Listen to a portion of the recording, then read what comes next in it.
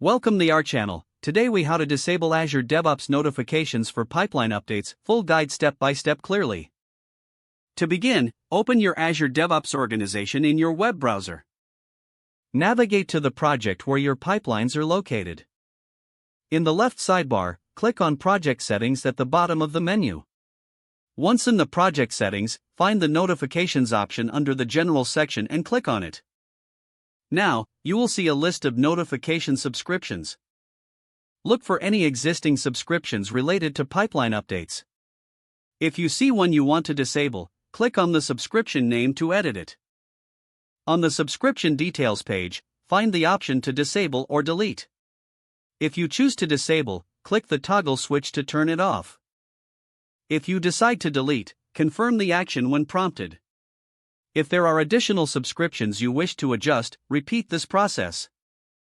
If you want to create a new notification, click on New Subscription. Select the type of event you want to be notified about. Configure the filters to specify exactly which events will trigger a notification. Enter the email addresses for recipients if necessary. Review your settings to ensure they meet your preferences. Click Save to finalize any new settings or changes. You have successfully managed your Azure DevOps notifications for pipeline updates.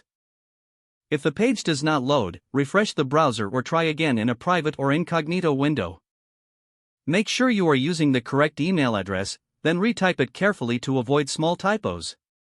If your password is not accepted, use the reset option and create a new strong password you can remember.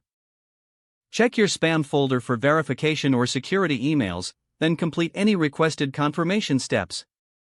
Enable two-factor authentication if available to improve account security and reduce unauthorized access risk. After signing in, review your profile details so your contact information and settings are accurate and current. If you see an error message, note it down and try again after restarting your device and internet connection. Log out when you finish, especially on shared devices, to keep your account and payment information secure. If the page does not load, refresh the browser or try again in a private or incognito window. Make sure you are using the correct email address, then retype it carefully to avoid small typos. If your password is not accepted, use the reset option and create a new strong password you can remember. Check your spam folder for verification or security emails, then complete any requested confirmation steps. Don't forget to like this video and subscribe to our channel for more step-by-step tech guides.